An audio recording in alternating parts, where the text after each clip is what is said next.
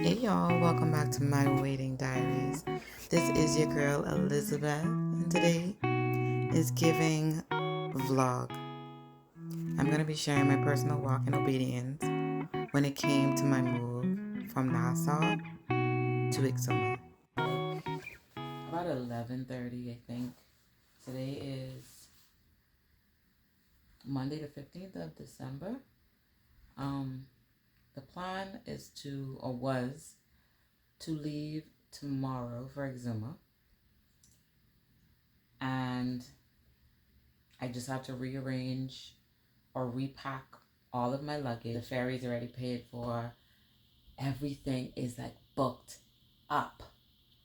So if I don't get on the ferry on my car get on the ferry on Thursday, it's not looking so good.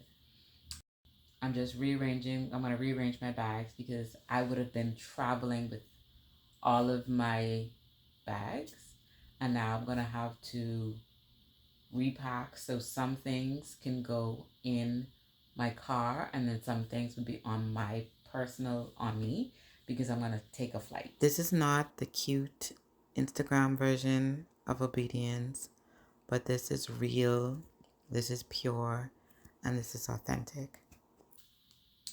It's a couple extra $100, but the sacrifice has to be made.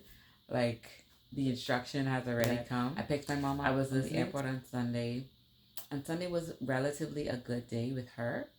Um, didn't seem so bad, but honestly, this morning about 5 a.m., she woke up and didn't really seem to know us.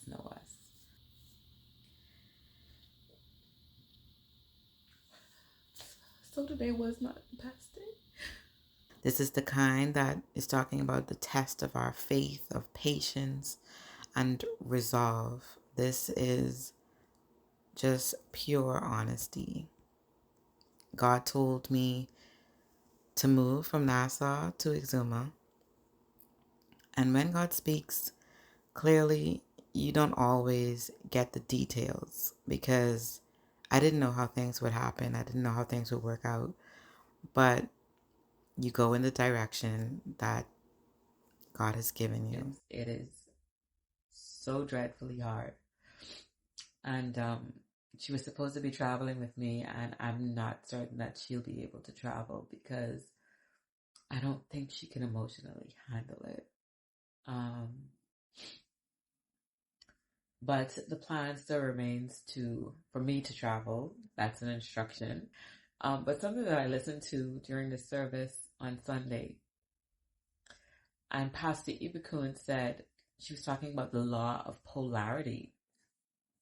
She was just talking about, when things seem so hard, because this morning I cried. Like, I cried. When things seem so hard and it seems like it's so frustrating, if you understand the law of polarity, and the example that she used was, if you were to be standing in front of a mirror, what is reflecting in front of you is not exactly the same.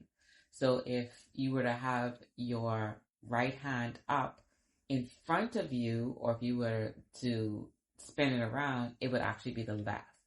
So if you're noticing things like this, like it seems so heavy, so weighty, you may even feel like nobody else understands, because honestly, uh, I would definitely, if the Lord didn't tell me to share parts of this journey, I would never talk about it. I would never, uh, no, I wouldn't talk about it, and I wouldn't go into details about these sorts of things. But you're not alone, like, and it is hard. And for me, I trust in the Lord. Like, I feel as if I don't know what I would have done if I didn't have Jesus. I don't know what I would have done if I didn't I didn't have the ability to pray and meditate and reconnect and strengthen my spirit, because honestly, like, I'm crying now just because of the memory of it. But the feeling and the weight of it that I felt this morning to like deal with my mom, see the changes. I mean, literally, like 2 weeks ago, I had already emailed like the electric company. In my mind, signed, sealed, delivered, it's cool. And now this morning it was just like, oh, no, you're starting all over from scratch. You're going to have to start your forms all over and do everything from the beginning. So it's just like, okay, like one thing after the next. And so the teaching was basically when you're experiencing these negative battles, these things that are coming against you, know that it's the opposite. So the enemy is trying to make you get discouraged before the blessing even comes. From the moment I said yes to Jesus and his word and his instructions, things did not go smoothly. Let me make that very clear. There were delays, one after the other. First of all, the electric company didn't reconnect my power in the time frame that I had anticipated. So that alone caused lots of stress and frustration, because how do you move into a house without electricity? Like, that is giving really, really working hard. Then the weather shifted. So travel plans most definitely had to change. So boat and flight, well, initially it was boat, got delayed, and then we had to book a separate flight. What was supposed to be simple became very complicated quickly. Don't worry though, every delay meant I had to repack and not just repack things, but I had to repack mentally and reframe my expectations. I also had to consider my sister's time because she was traveling with me and she is on vacation, y'all. She's helping me move. So every delay felt even heavier because it affected someone else, not just me. There were definitely moments I felt, is this really God? Like, should I just stay in Nassau? Like, this isn't giving queen. This isn't giving easy. This is just a little bit too much. But here's the truth. If I didn't remember that God said to move, I would have definitely changed my mind. Obedience isn't proven when things are easy. It's proven when everything feels delayed, disrupted, and inconvenient. Finally, we were able to leave on Friday morning on a flight to the Exumas. So we got a rental car and we drove to the house. And this is what we got. We also realized that our luggage didn't come with us on the flight. It was still back in Nassau. So no clothes, no essentials, just walking in full obedience.